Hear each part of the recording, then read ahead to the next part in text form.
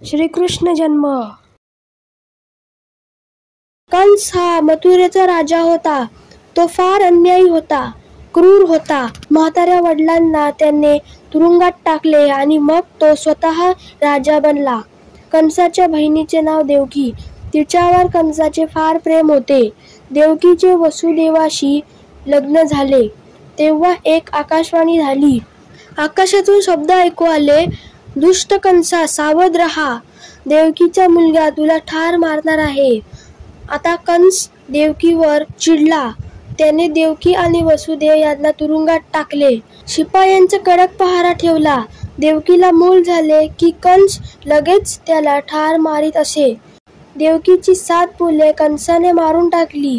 मग एका श्रावण वद्य अष्टमीला मध्यरात्री देवकीला 8वा मुलगा झाला. तो अत्यंत तेजस्वी होता.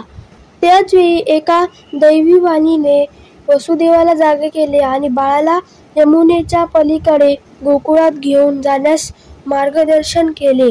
वसुदेवाने तान्ह्या बाळाला एका टोपलीत ठेवले तेव्हा एक नवल घडले. तुरुंगाचे दार आपोआप उघडले. पहारेकरी गाढ झोपलेले होते.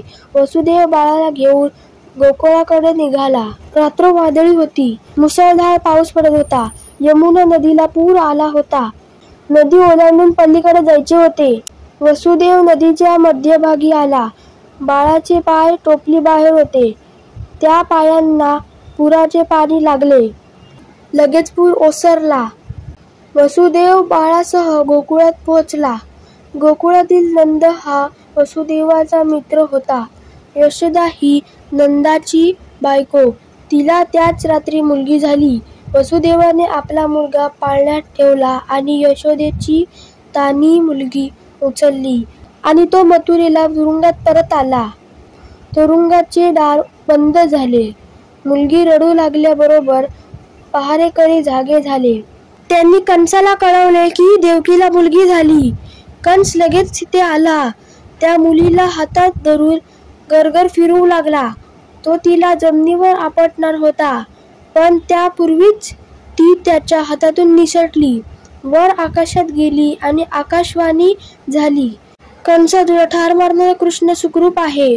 तो गोकुळात वाढत आहे. तर फ्रेंड्स, तुम्हाला व्हिडिओ आवडला असेल तर या व्हिडिओला लाईक करा, शेअर करा आणि चॅनलला सबस्क्राईब करायला विसरू नका. Thank you friends and bye bye.